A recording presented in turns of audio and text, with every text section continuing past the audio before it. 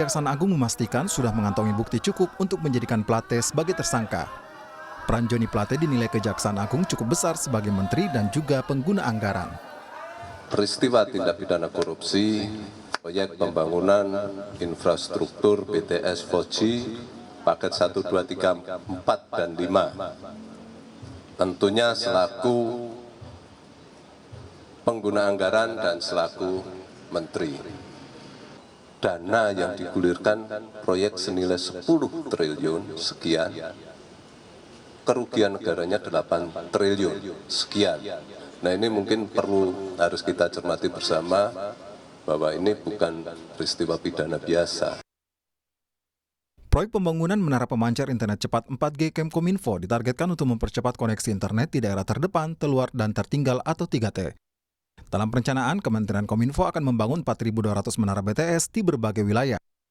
Kepala Badan Pengawas Keuangan dan Pembangunan atau BPKP Muhammad Yusuf Ateh menyebut kerugian negara dalam kasus ini mencapai 8,03 triliun rupiah. Sebelumnya, Kejaksaan Agung menaksir kerugian negara mencapai 1 triliun rupiah. Adapun kerugian negara sebesar lebih dari 8 triliun rupiah dari pengadaan BTS 4G bakti Kementerian Kominfo berasal dari biaya kegiatan penyusunan kajian pendukung.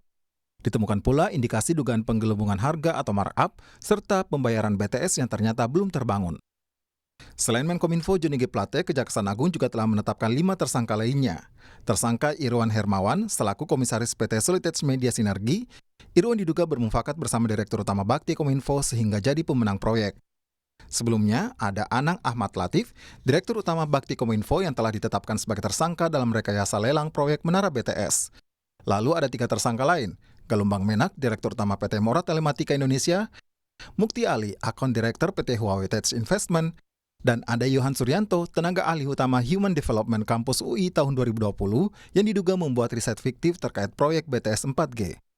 Sebelum ditetapkan sebagai tersangka, Kejaksaan Agung memeriksa Plate sebanyak 2 kali sebagai saksi. Penyidik Kejaksaan Agung juga menyita sejumlah barang bukti, termasuk menggeledah kendaraan dan rumah Plate. Tim Liputan, Kompas TV.